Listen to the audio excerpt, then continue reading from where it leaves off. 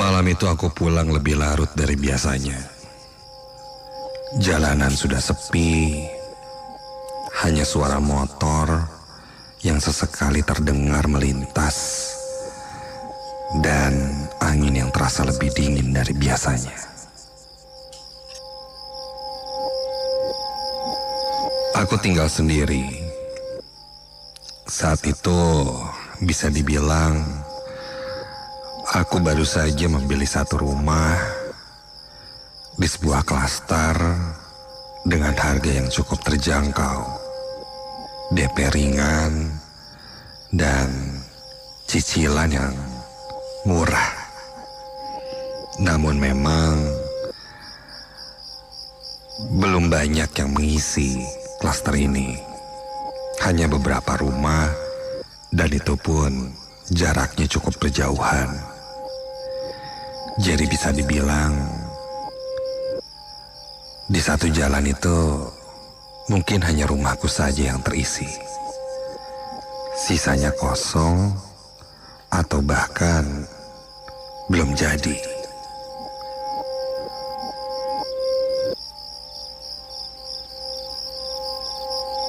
Dan malam itu ada sesuatu yang berbeda ketika aku pulang ke rumah. Kurang lebih hampir 2 minggu aku tinggal di sana. Rasanya sih nyaman. Namun memang jika sudah lewat jam 8, sepi sekali. Bahkan tukang nasi goreng saja tidak ada yang lewat. Jika perlu apa-apa, aku harus berjalan menuju gerbang komplek. Dan di jalan utama barulah banyak tukang makanan, minimarket, dan yang lainnya. Sampai di rumah, aku masuk ke dalam dan menuju ke kamar. Ketika berjalan menuju kamarku, kulihat pintu kamar terbuka sedikit. Aku yakin tadi pagi sebelum berangkat, aku sudah menutup dengan rapat, bahkan menguncinya. Tapi kok ini ngebuka ya?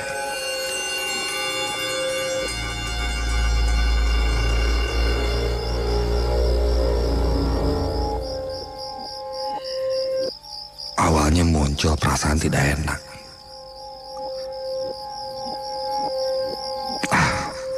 Mungkin aku lupa. Pikirku mencoba berpikir secara positif. Aku masuk ke kamar, menyalakan lampu dan semuanya terlihat normal. Tidak ada barang yang berpindah atau hilang. Dan tidak ada tanda-tanda orang lain masuk. Ya, mungkin benar. Aku memang lupa menutup pintunya. Setelah bersiap istirahat, aku menutup pintu kamar. Dan kupastikan pintunya rapat. Tidak bisa terbuka sendiri. Atau jika terkena angin, dia akan terbuka. Ternyata tidak. Kondisinya sangat rapat. Aku berada di atas tempat tidur sambil scroll handphone hingga sekitar jam 2 pagi. Entah kenapa rasa kantuk tidak juga muncul. Mataku terus terjaga.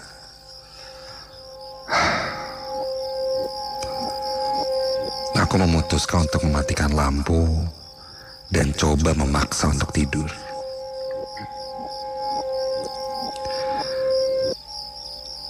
Setelah aku matikan lampu, kondisi kamar menjadi gelap.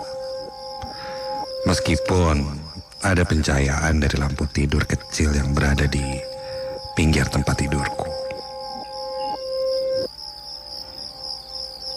Beberapa menit berlalu, lalu terdengar suara.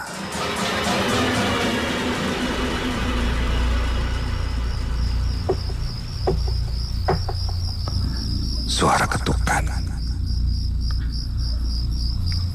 Aku membuka mata. Suara itu datang dari arah pintu. Aku diam, berusaha mendengarkan lebih jelas. Dan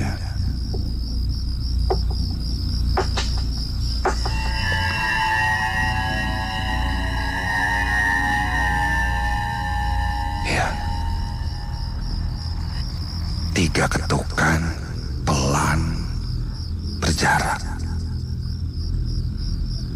Jantungku mulai berdegup lebih cepat. Tidak mungkin ada orang lain. Aku tinggal sendiri dan semua pintu sudah terkunci.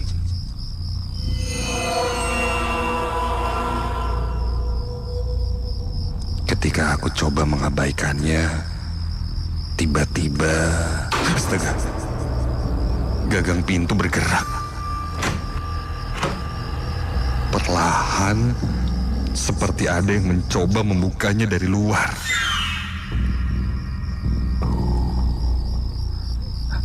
Dari tidur aku langsung duduk. Nafasku tertahan dan mataku terpaku ke arah pintu yang kini mulai sedikit terbuka.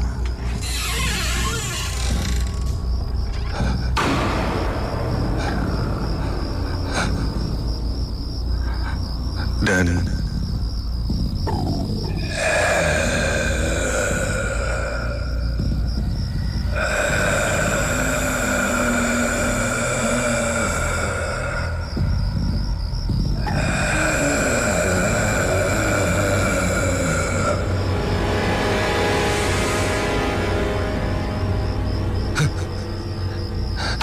aku yakin dari balik pintu itu aku dengar ada suara nafas.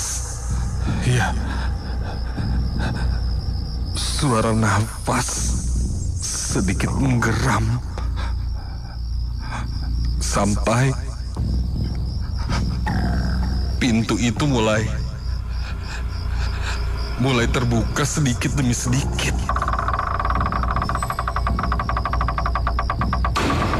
Aku tidak bergerak, tidak berani.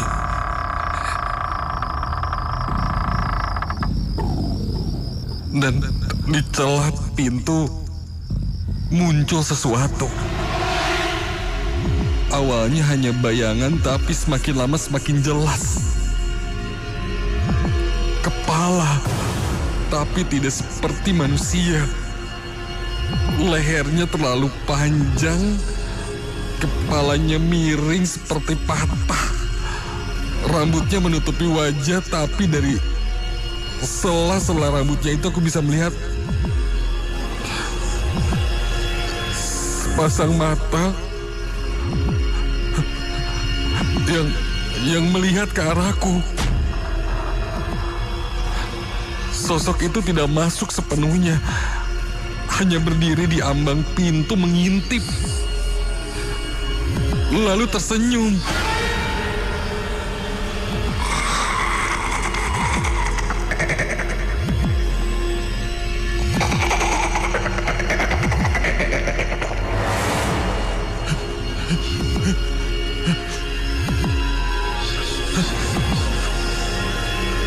Menyeringai dengan senyum yang lebar dan tidak wajar. Kini mulai terlihat tangannya muncul mencengkram pinggir pintu. Jari-jarinya panjang, kukunya hitam seperti membusuk. Dan suara tertawa itu masih terus terdengar. Kepalanya semakin masuk dan mengintip ke dalam ruangan. Tubuhku kaku, aku ingin berlari tapi kakiku tidak bisa digerakkan. Badannya mulai bergerak masuk. Pelan, sangat pelan. Seolah menikmati ketakutanku.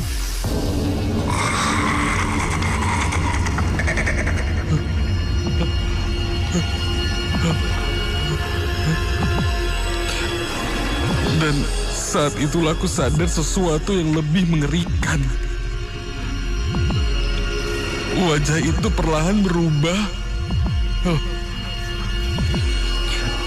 Berubah menjadi wajahku sendiri.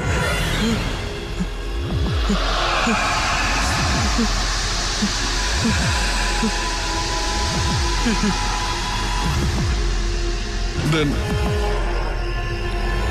setelah itu aku tak sadarkan diri.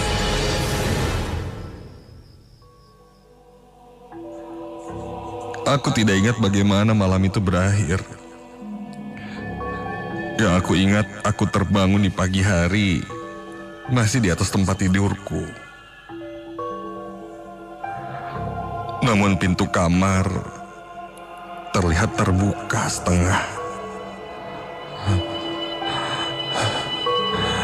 Apakah yang kualami itu mimpi atau kenyataan? Namun yang jelas pintunya terbuka. Aku coba meyakinkan diriku kalau itu hanya mimpi.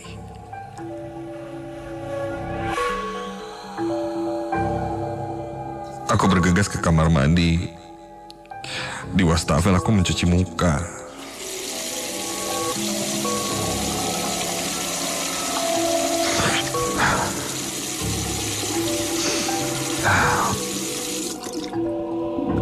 Aku coba bercermin.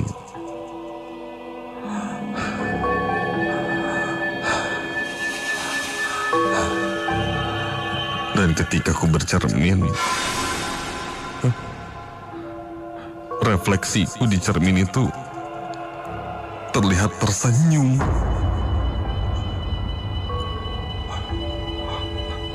Padahal aku tidak. Buru-buru aku membasuh kembali wajahku dengan air dan ketika kulihat lagi, semuanya sudah normal. Entah apa yang terjadi malam itu. Yang jelas, di malam-malam sebelumnya aku tidak pernah mengalaminya. Apakah memang ada sosok penunggu di rumah itu? Atau ada sosok lain yang ikut denganku ketika aku jalan pulang? Entahlah. Tapi setelah kejadian itu, beberapa hari selanjutnya, aku mengajak temanku, beberapa orang untuk menginap, bahkan keluargaku. Memberikan suasana hangat di rumah, dan agar aku tidak tersugesti dengan hal-hal seperti itu. Karena untuk beberapa waktu setelah kejadian itu, ada rasa ketakutanku ketika aku bercermin. Karena senyuman itu membekas dan menjadi mimpi burukku.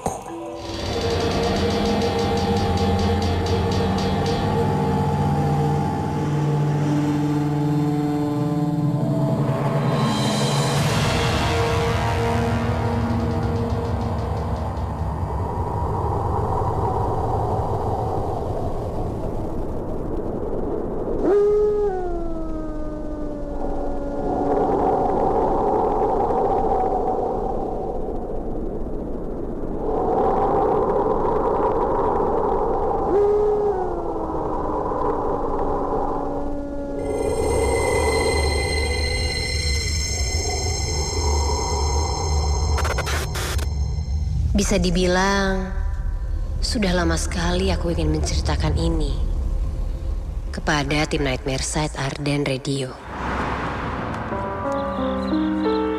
Namun karena satu dan lain hal, entah kenapa ketika aku mengingat lagi cerita ini, sesekali aku suka diperlihatkan dengannya. Bahkan membuatku semakin menjadi takut. Aku sempat menceritakan ke beberapa teman dan keluargaku. Namun, mereka seakan tidak percaya. Mereka bilang, aku halu atau apalah.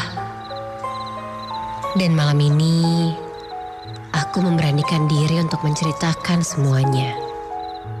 Karena aku rasa, mungkin ini bisa jadi pengingat bagi kita bahwa mereka itu memang ada berdampingan dengan kita.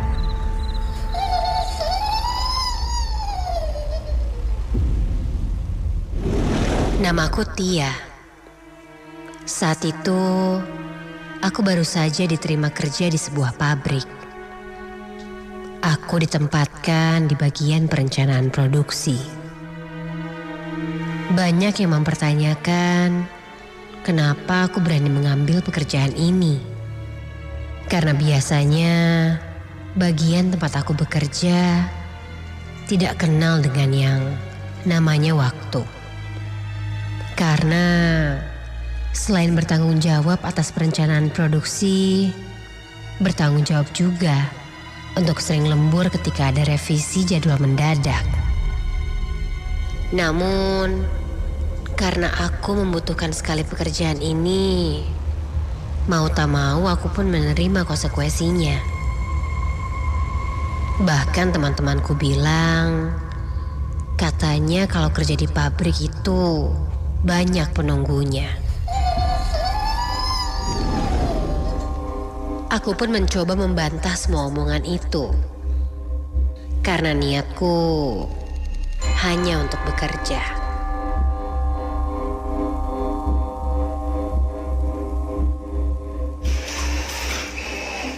Singkat cerita, tidak ada kesan seram di tempat kerjaku ini.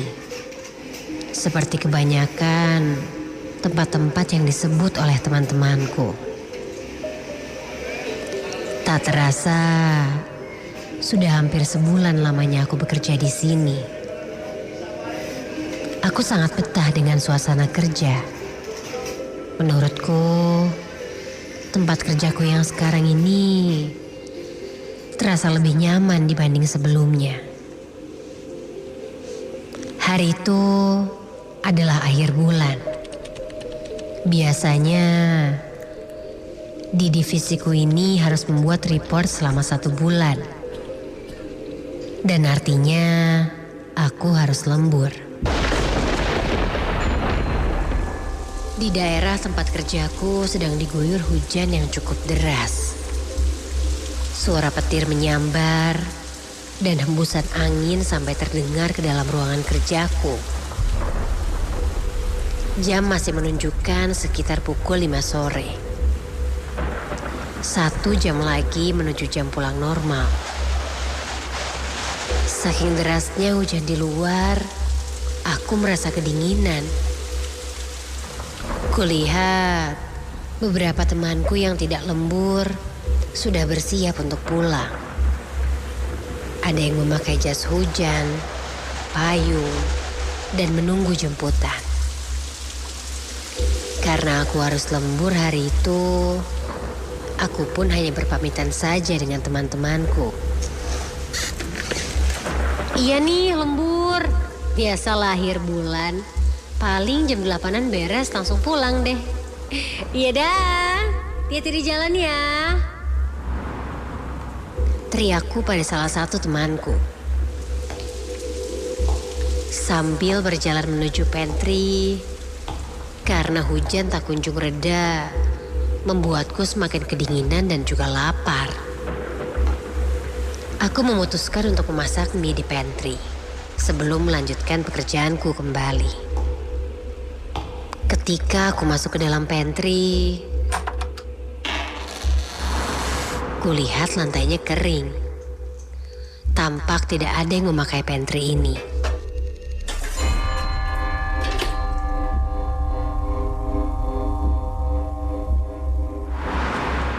Setelah selesai makan, aku pun kembali ke meja kerjaku.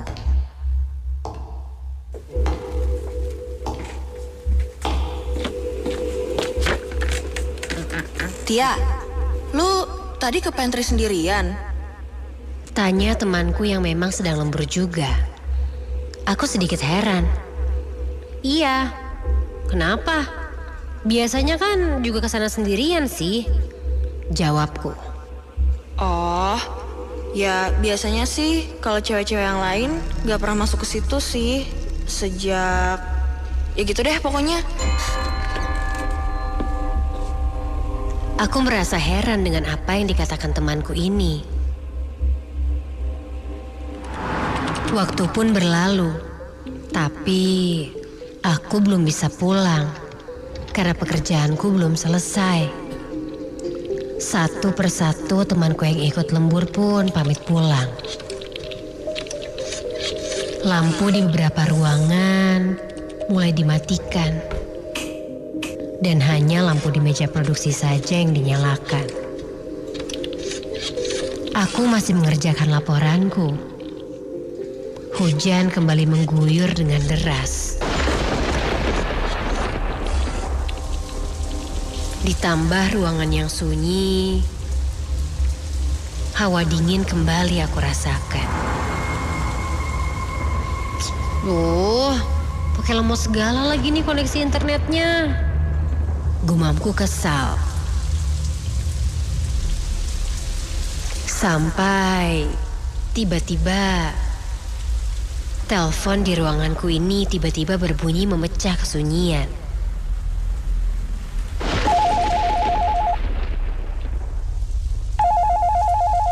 Segera aku mengangkat telepon itu.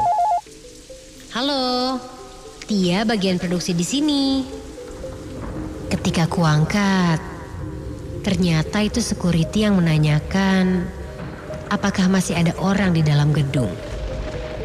Aku pun mengiyakannya dan segera menutup telepon itu. Namun, belum sampai aku duduk kembali, telepon itu berdering kembali. Ketika aku angkat, kali ini tidak ada suara yang kudengar. Hening. Mungkin kepencet. Aku kembali duduk sambil menunggu internet connect kembali.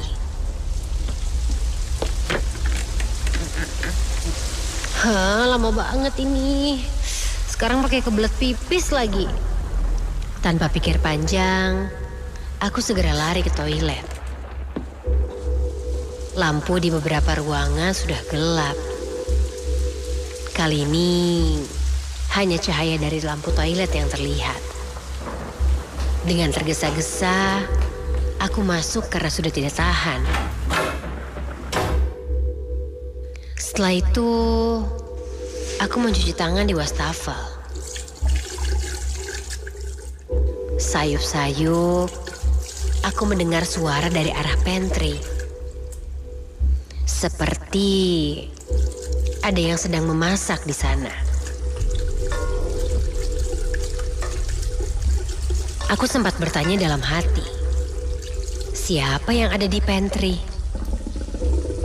Aku mematikan keran air dan langsung memeriksa ke arah pantry yang jaraknya memang sebelahan dengan toilet. Seketika, terasa angin dingin menghembus di belakangku. Benar-benar terasa. Dingin melewati punggungku. Tidak ada hal-hal aneh yang kupikirkan saat itu. Dan ketika aku sampai di depan pantry, kubuka pintunya.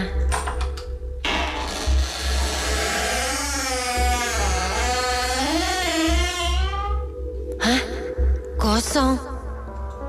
Tidak ada siapa-siapa. Aneh. Padahal tadi aku dengar seperti ada seseorang di sini. Aku coba meyakinkan diriku dan memeriksa ke area pantry ini. Halo? Halo? Ada orang? Namun, tidak ada jawaban. Pantry ini benar-benar kosong. Bulu kuduku merinding seketika. Segera aku meninggalkan pantry itu. Baru saja aku akan keluar dari pantry, tiba-tiba... Astaga! Terdengar suara kompor yang dinyalakan dari dalam pantry. Mendadak aku berdiri kaku di depan pintu pantry. Dan dari sudut mataku bisa kulihat seperti ada seseorang di belakangku. Memberanikan diri, aku pun menengok. Dan ketika aku berbalik, kulihat sosok wanita berbadan hitam seperti gosong. Kulitnya seperti terbakar dan matanya membelalak merah ke arahku. Wanita itu terdiam kaku ke arahku. Aku mencoba menggerakkan badanku, namun tidak bisa. Kini, kulihat sosok perempuan itu seperti merasa sangat kesakitan dan menangis. Aku diam, tak bisa berkata apa-apa. Aku ingin teriak, namun rasanya juga tak bisa. Aku mencoba membaca doa sebisaku. Sampai perlahan sosok itu berjalan ke arahku. Jantungku berdegup semakin kencang. Dan astaga! Kini ada yang memegang pundakku. Ya, sebuah tangan kurasakan memegang pundakku. Memberanikan diri, aku pun mencoba menengok. Dan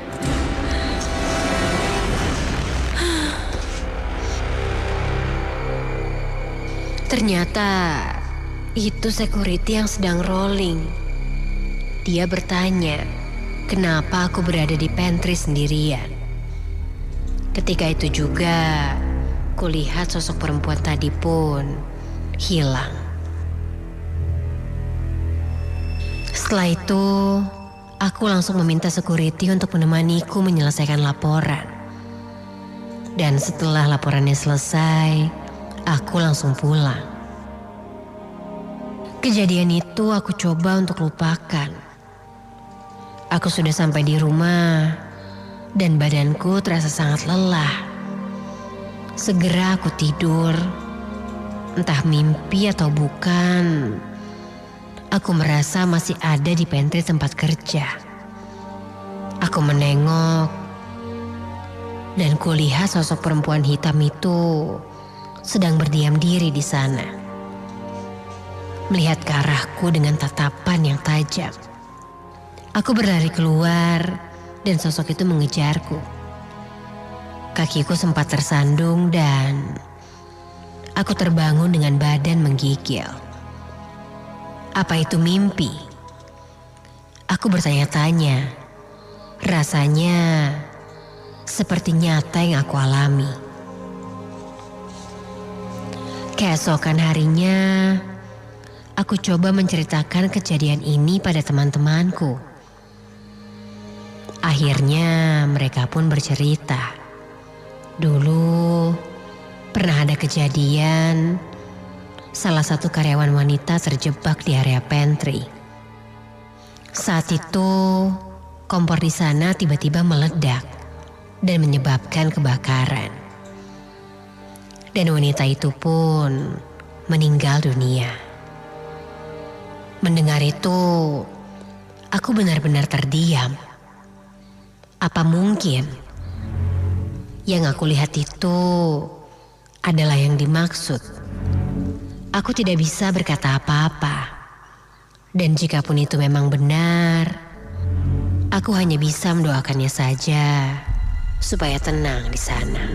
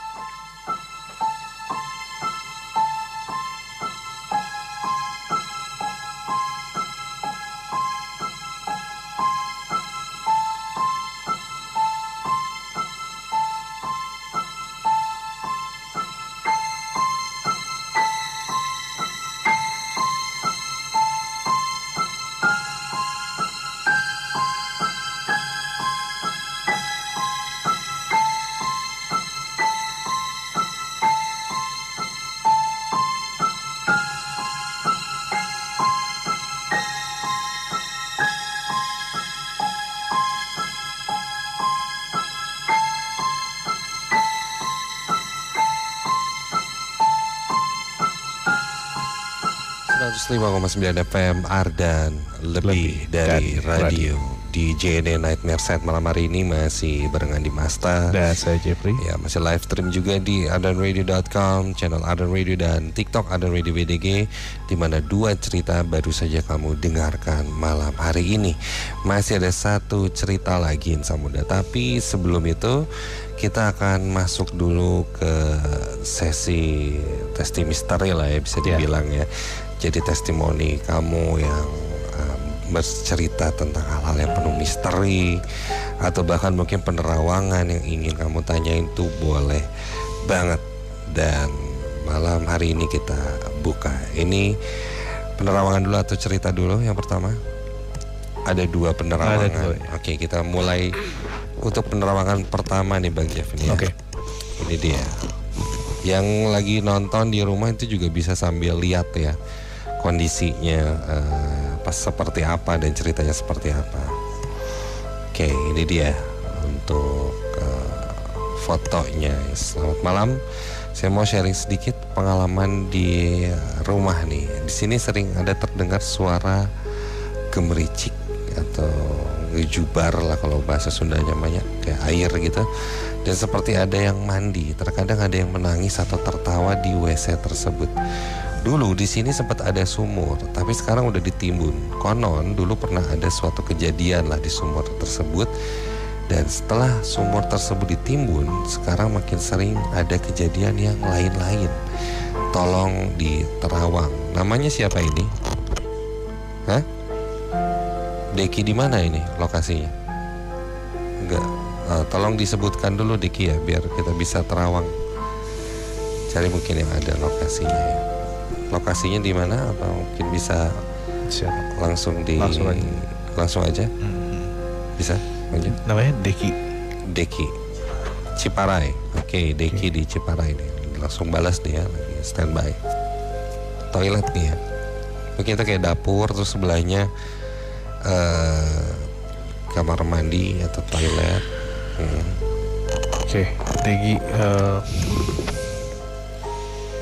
di area ini kan di satu ruangan ya. Kalau dari foto di sebelah kanan itu ada satu, dulunya itu kayaknya bekas pohon apa ya? Ada pohon juga di situ selain sumur. Cuman sudah rata, cuman di bawah akarnya masih ada Kang. Nah itu ada sosok perempuan. Yang paling dominan itu yang sebelah kanan dari foto ini. Nah ini yang kadang sering ke sekitar area yang di foto ini. Kadang masuk ke dalam, suara-suara yang muncul, terus suara air, suara menangis. Nah ini dari sosok ini. Ya ini kita umumnya bilang ya kuntilanak. Kuntilanak. Cuman memang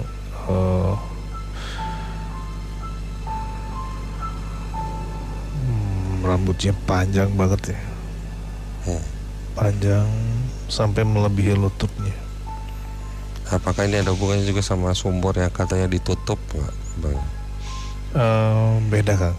Oh beda. Nah cuman memang sumurnya itu ada istilahnya gini. Ini salah satu sumur yang memang banyak orang naruh sesuatu, saya nggak tahu itu apa. Kadang ada beberapa ditanam di pinggirannya itu, tepian sumurnya ini. Tujuannya mungkin dulu biar jangan sampai kering atau apa, nggak tahu ya malam-malam ya. Ditambah lagi ada kejadian-kejadian yang nambah sisi mistisnya itu jadi makin kerasa.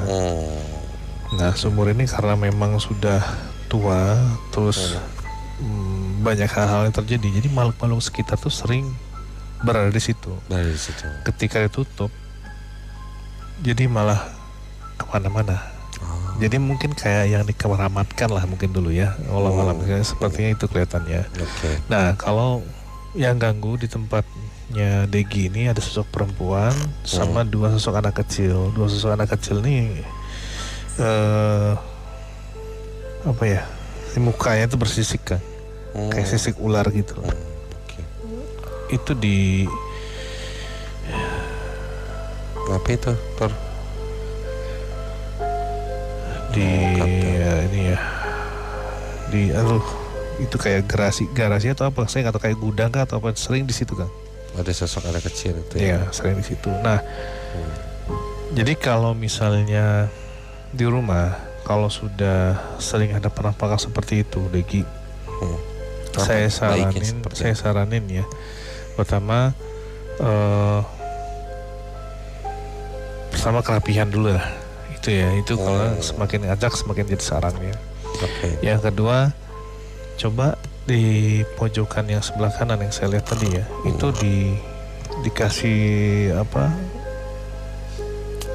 daun apa yang namanya, pandan sama daun dibungkus sama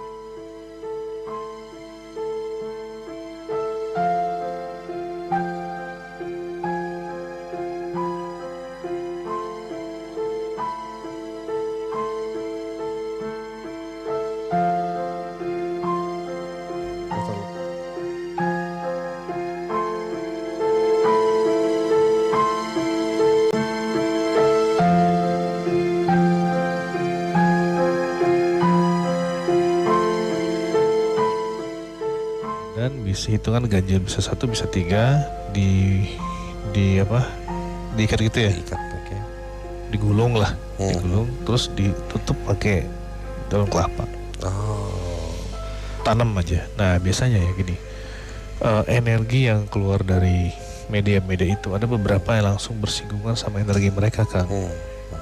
Nggak tahu kenapa, karena mungkin setiap makhluk itu kan punya kelemahannya masing-masing. Nah, untuk kasusnya Degi ini pakai itu. Si daun pandan ini emang apanya, wanginya kata? Wanginya tidak disukai juga, seperti itu. Oke, sama seperti beberapa tumbuhan lain lah yang kayak daun bidara, terus daun sereh merah, itu, atau bambu kuning yang biasanya bambu kuning. Nah, ya kan umum lah. Ya, biasanya untuk gitu. Betul. Nah, tapi kadang ada beberapa sosok juga yang pakai bambu kuning malah bersarang di situ gitu. Jadi memang kalau untuk itu dicek dulu kan jenis. Dulu apa? Ya, ini lawannya siapa nih, atau makhluknya seperti apa nih. Jadi penanganannya juga dia bisa tahu. Gitu, sama udah jadi jangan sembarangan nih kayak wah taruh bambu kuning misalkan buat ini. Tapi ternyata mungkin ada sosok yang suka diam di situ gitu kan. Atau seperti apa. Itu dari satu foto ya. Kita akan masuk ke cerita dulu sekarang, sebelum nanti, karena ada satu foto lagi yang akan kita terawang malam hari ini. Kira-kira fotonya siapa? Tapi sebelum itu kita dengerin dulu cerita ketiga di JNE Nightmare Site malam hari ini. Selamat mendengarkan, dan ingat, jangan dengerin Nightmare Site ini sendirian.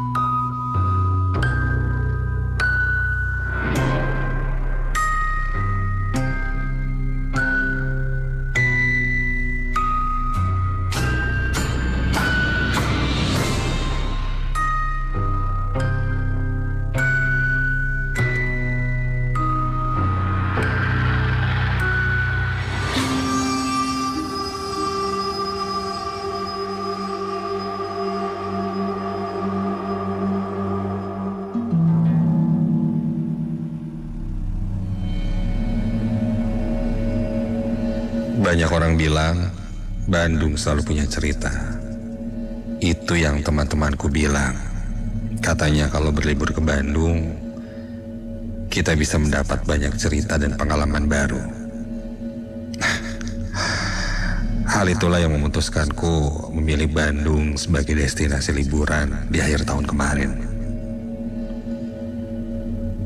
Namaku Dery. Dari dulu, aku memang dikenal seseorang yang introvert. Bahkan untuk liburan pun aku lebih memilih sendiri. Karena menurutku, melakukan segala sesuatu dengan sendiri buatku lebih mudah untuk menjalankannya. Aku ingat sekali, hari itu Rabu sore aku baru sampai di Bandung. Niatku untuk berlibur kurang lebih 3 hari. Agenda aku saat itu mencari tempat-tempat bersejarah di Bandung dan kuliner. Jadi aku memutuskan untuk mencari penginapan di tengah kota Bandung. Dan saat aku berjalan di salah satu jalan, tepat di sebuah belokan atau perempatan yang tidak terlalu ramai, kulihat ada sebuah bangunan tua. Sepertinya bekas peninggalan Belanda yang dijadikan penginapan.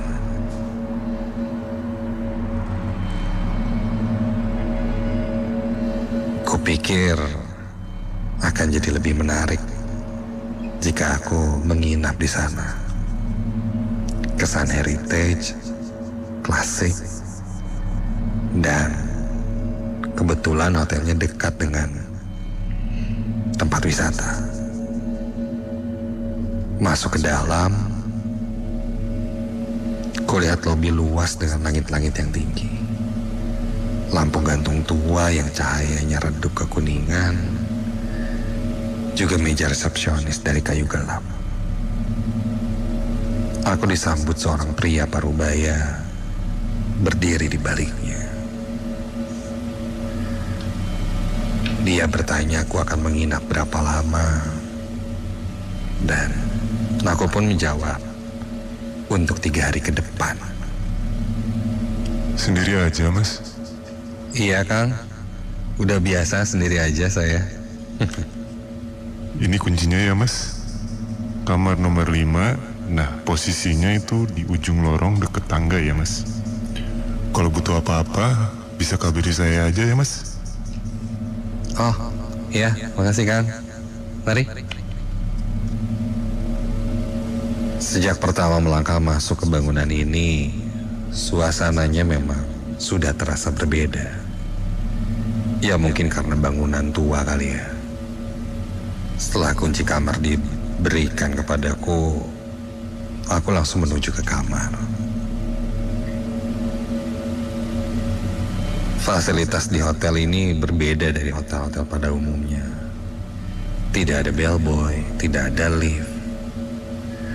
Tidak ada fasilitas seperti kolam renang atau gym. Ya, hotel sederhana lah.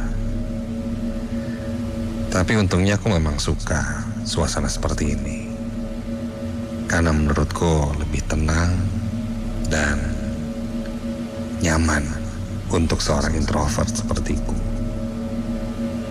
Tidak terlalu banyak pengunjung juga. Ketika berjalan di lorong, kulihat deretan pintu tertutup rapat di kiri dan kanan. Beberapa lampu dinding mati, menyisakan bayangan gelap di sela-selanya. 1, 2, 3, 4, 5 nih. Sampailah aku di kamar nomor 5. Ketika aku baru mau membuka pintu, ku dengar ada suara pintu tertutup dari arah sebelah kananku. Baru saja pintu di ujung lorong tertutup. Dan itu adalah kamar nomor 6. Aku sempat menengok ke kamar nomor 6 itu.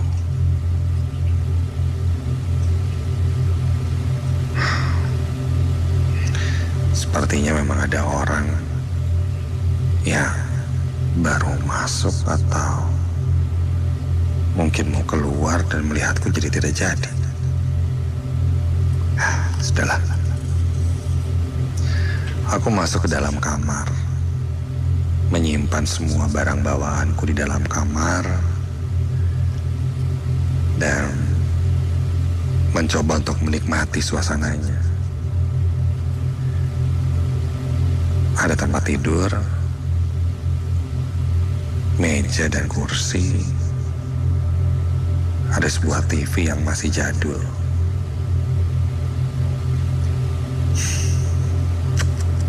Oke lah, untuk harga yang lumayan murah dan hotelnya pun rasanya nyaman. Karena sudah dapat penginapan, sekarang waktunya untuk eksplor.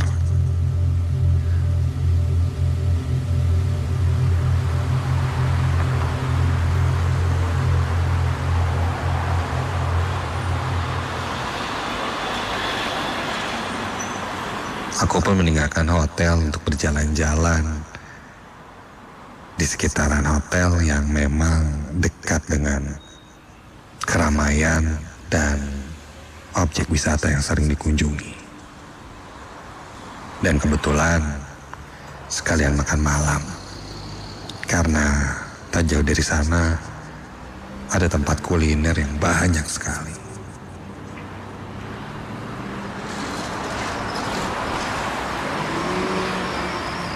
Waktu pun berlalu. Sekitar jam 9 malam, aku kembali ke hotel.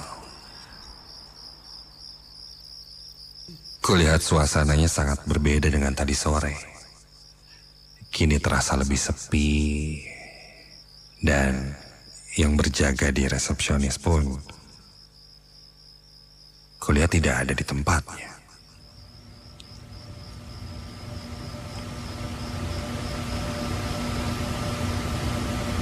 Aku bergegas masuk, berjalan ke arah kamarku,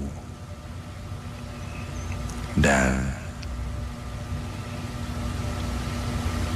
ketika aku baru mau buka pintu kamar, pandanganku sempat teralihkan karena melihat rasanya ada seseorang yang mengintip dari balik pintu sebelah kananku. Dan ketika aku tengok, pintu kamar nomor 6 itu terbuka sedikit. Dan kulihat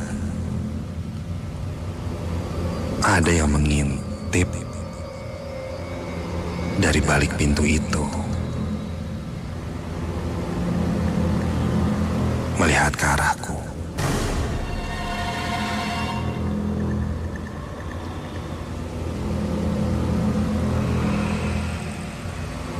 Kami saling bertatapan. Kenapa ya? Ketika aku tanya seperti itu, pintu langsung ditutup.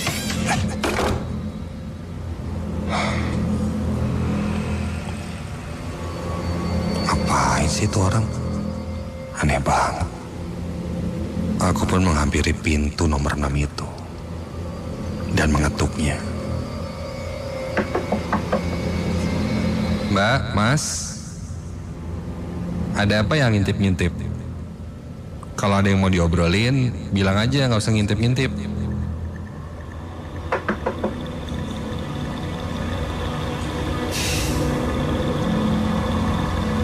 Tapi tidak ada jawaban. Sudahlah. Aku pun kembali ke kamarku dan langsung bersih-bersih.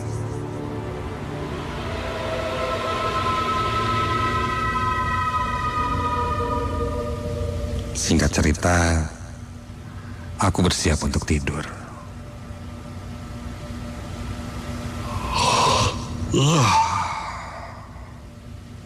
Karena seharian di perjalanan dan jalan-jalan, rasanya badanku sangat lelah.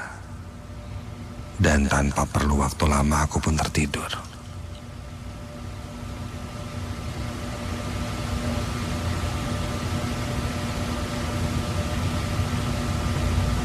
Sampai aku terbangun. Bukan karena mimpi buruk, tapi karena suara gaduh dari kamar sebelah. Iya, kamar nomor 6 itu. Aduh.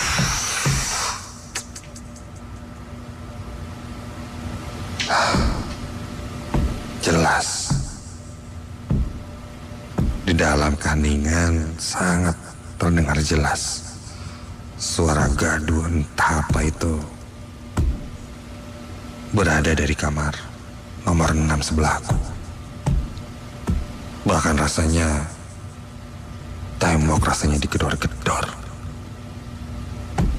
Dan saat itu sudah hampir jam 3 pagi.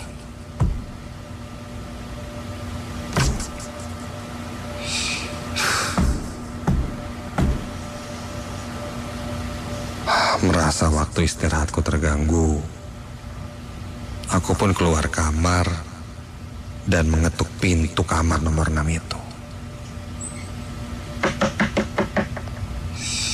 Permisi, masnya atau mbaknya, tolong jangan berisik, saya lagi istirahat.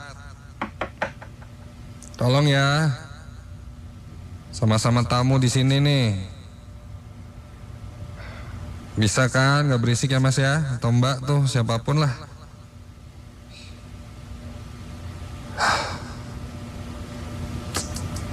Aneh.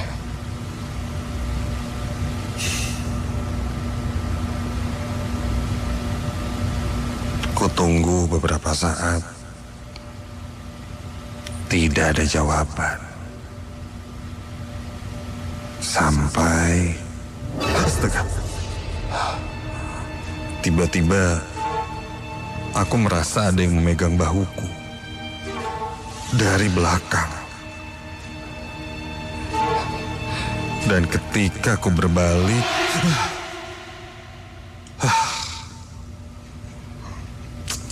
Kang, ngagetin aja. Ternyata itu penjaga resepsionis yang di depan. Dia bertanya kenapa. Ini Kang, kamar nomor 6 dari tadi berisik banget. Ganggu saya tidur. Sebelumnya dia ngintip-ngintip saya dari balik pintu pas saya mau masuk kamar. Saya jadi risih Kang. Saya tolong gak Kang, dibantu Kang? Untuk dikasih tahu atau gimana gitu Kang, biar gak berisik. Kamar nomor 6 ya Mas? Iya, kamar nomor 6 ini, sebelah saya ini. Nggak tahu cewek, nggak tahu cowok tadi saya lihat. Berisik banget kan, sampai gedor-gedor tembok. Kamar nomor 6 kosong Mas dari hari kemarin. Belum ada yang isi. Hah? Kosong?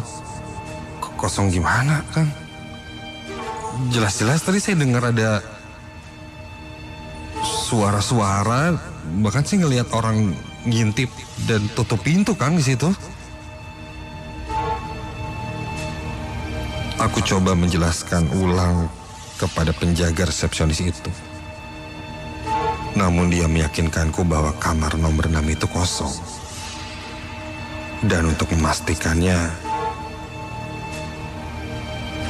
kami pun membuka kamar nomor 6 itu dan ternyata kamarnya terkunci dari luar.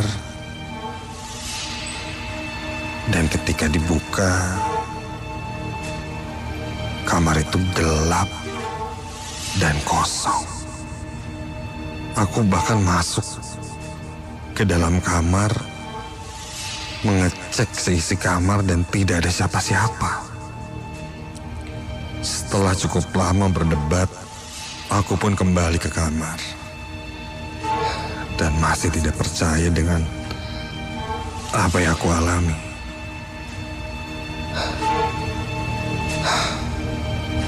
Aneh. Aku kembali merebahkan diriku di atas tempat tidur. Malam ini terasa sangat melelahkan. Aku pejamkan mataku dan mencoba untuk cepat tidur. Sampai sayup-sayup ku dengar ada suara seperti suara anak ayam. Suaranya terdengar agak jauh. Karena malam itu sepi sekali, cukup jelas aku dengar suara anak ayam itu. Aku coba tidak peduli dan kembali mencoba untuk tidur. Sampai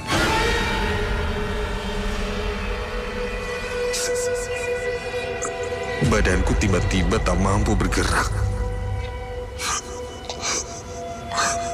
Seakan-akan ada sesuatu yang berat menindihku hingga sesak. Nafasku sesak dan aku tak bisa menggerakkan tubuhku. Aku rasa aku dalam keadaan setengah sadar. Kini kurasa kakiku semakin dingin dan tanganku mulai kesemutan.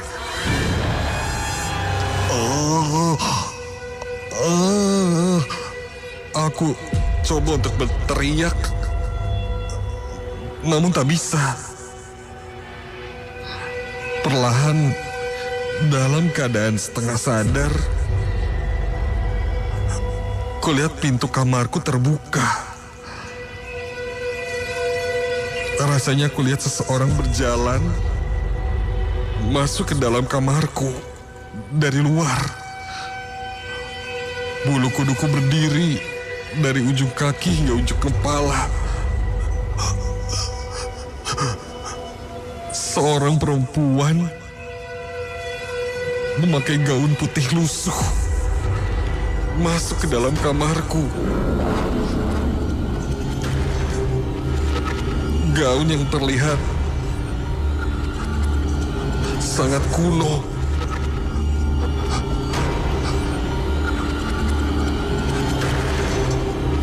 Perempuan itu tersenyum dengan matanya yang melotot tajam, melihat ke arahku. Nampak terlihat seperti noni Belanda. Aku berusaha sekuat tenaga mengucap doa dan coba menggerakkan seluruh badanku. Namun aku tak bisa.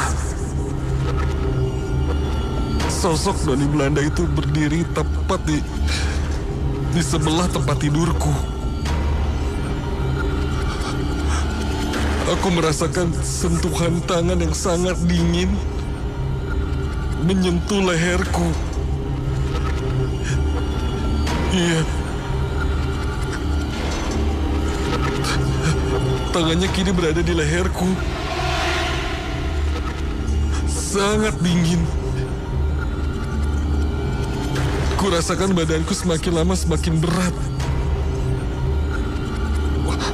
Mataku mulai kabur. Penglihatanku mulai buram. Dan ketika kulihat sosok perempuan itu, kini ada yang berbeda.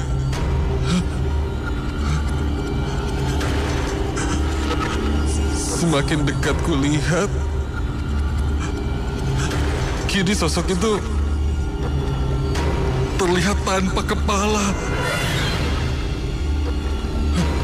Dengan tangan yang masih memegang leherku. Iya, Kedua tangannya kini mengelus leherku dan terasa sangat dingin hingga aku coba berontak dan paksakan untuk bangun sampai aku berteriak sekuat tenaga dan aku terbangun.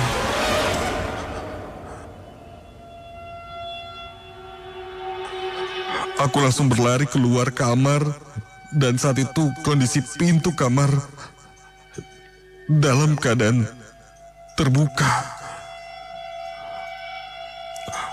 Aku langsung menuju keluar hotel. Sayup-sayup terdengar kini suara azan awal memecah kesepian malam. Dan seketika itu pula rasa takutku pun hilang begitu saja. Malam itu aku benar-benar tidak tidur hingga subuh menjelang. Pagi harinya, aku langsung mengemasi barang-barangku untuk pindah hotel.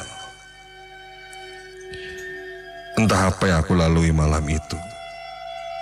Apakah hanya mimpi buruk atau benar-benar terjadi padaku? Ataukah ini yang orang sering bilang tindihan atau erep-erep? Entahlah. Aku pun tidak menyalahkan hotelnya atau apapun ya. Mungkin hari itu adalah hari sialku saja. Karena pada kenyataannya hanya aku sendirian yang menginap di hotel itu.